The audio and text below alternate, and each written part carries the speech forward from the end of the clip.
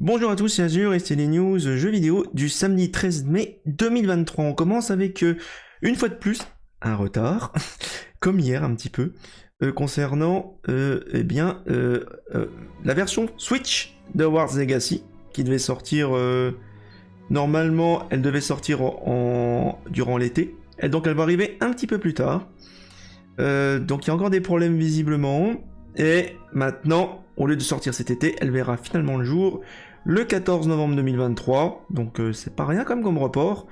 Donc il y a un tweet de Warner Bros Games France qui dit voilà, nous savons que les fans sont impatients de jouer sur Switch, c'est pourquoi créer la meilleure expérience possible, blablabla.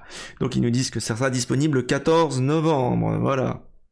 Donc a priori ça sera pas une version cloud, parce que s'il y avait été une version cloud, ils auraient pu sortir le jeu bah là maintenant, parce qu'une version cloud, c'est juste un PC qui fait tourner ça sur un serveur.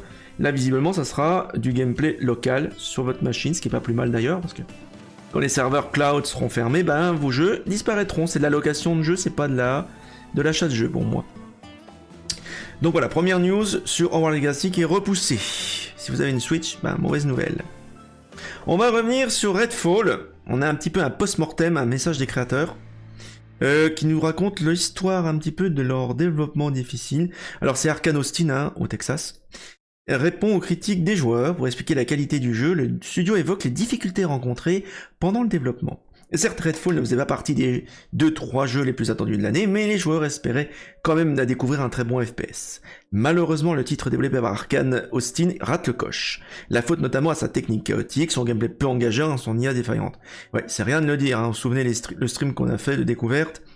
C'est tellement nul que c'en est rigolo en soi. C'est fun. Donc ils étaient à l'origine du très bon prêt, mais à mon avis, ils étaient peut-être pas taillés pour... c'est le Dragon Nocturne, ils étaient peut-être pas taillés pour faire un jeu de cette ampleur-là. Alors ils nous racontent des choses. Hein. À la toute fin des crédits de Redfall, un message des développeurs d'Arkane Studio apparaît. En quelques lignes, donc c'est quand même fort. Hein. C'est rare quand même. Hein. Généralement, vous avez des tweets.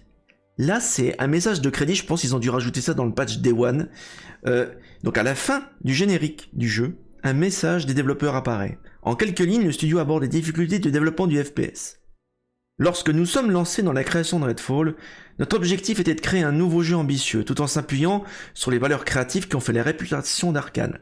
Nous nous concentrons toujours sur la construction d'un monde atmosphérique, l'exploration et les mécanismes de jeu qui encouragent les joueurs à s'améliorer. Le défi consistait à conserver ces éléments tout en ajoutant une structure de mission en monde ouvert et une coopération à 4 joueurs. Pour donner vie à Redfall, nous avons enduré beaucoup de choses ensemble. La pandémie, les bouleversements mondiaux et une tempête unique en son genre qui a bloqué Austin pendant 2 semaines. Alors je pense que là ils font référence à la tempête de glace qu'ils avaient subie au Texas, qui est quand même assez rare, hein, vu qu'ils sont quand même assez au sud. Hein. Notre désir de créer quelque chose d'extraordinaire pour nos joueurs est ce qui nous a poussé à continuer. Voilà. Donc en clair, il y a eu un tweet d'un joueur visiblement qui a trouvé ce message à la fin du jeu. Donc voilà. Bon, heureusement le FPS d'Arkane Austin est dans le Game Pass. À la fin de son message, le studio texan se dit quand même heureux d'avoir pu livrer Redfall au public. Arkane Austin veut se servir de cette expérience compliquée pour grandir et faire mieux sur sa prochaine production.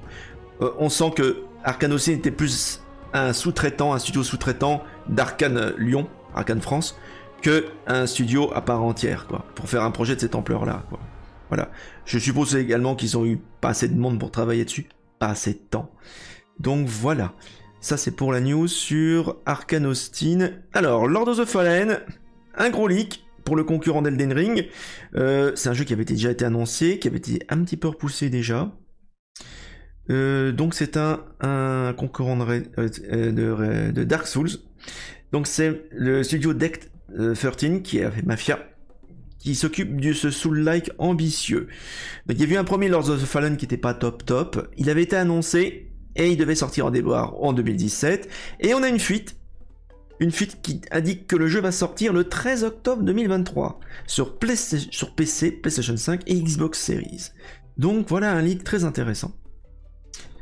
Et le jeu, je crois qu'il est sur Unreal 5. Donc c'est à suivre pour ceux qui sont fans d'Elden Ring. Souvenez-vous, hein, en plus le DLC d'Elden Ring est repoussé à 2024. Donc si vous avez votre dose de Soul-likes, à mon avis, Lord of the Fallen pourrait être très intéressant à la rentrée. En parlant d'Unreal 5, ça se précise, je pense que ça sera le premier jeu auquel on va jouer sur la chaîne sur Unreal 5. Il y a une démo qui va sortir lundi prochain sur Steam. On a déjà les caractéristiques techniques qui sont dévoilées pour pouvoir jouer au jeu.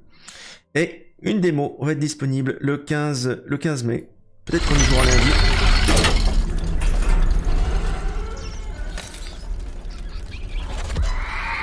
Il me semble que c'est le... Alors, techniquement, c'est pas le premier jeu Unreal 5.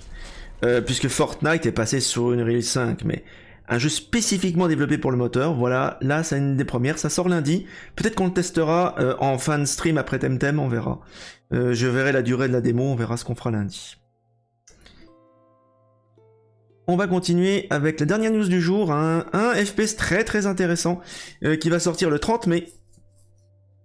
Qui est un FPS, alors pour l'instant ce sera vraiment du early access je pense, c'est un mode duel, donc un shooter, un FPS, vous aurez des matchs en duel 1 contre 1 ou 2 contre 2, il y aura peut-être d'autres modes ensuite qui vont arriver, c'est vraiment un dé, et c'est un FPS, avec pas mal de personnages intéressants.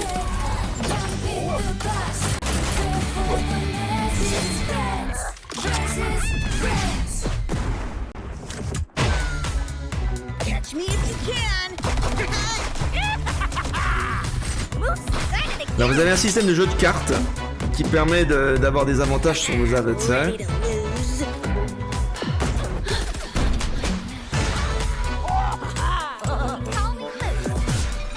A noter que ça sort à un prix assez bas, 5,99 €, et après le jeu sera à 9,99 €. Voilà. Ça sortira sur console plus tard. Donc c'est Brainwash Gang qui est le développeur. Et c'est édité par Raw Fury, ça s'invente pas. Donc voilà, c'était tout pour les news du samedi 13 mai 2023. En attendant, jouez bien et à la prochaine.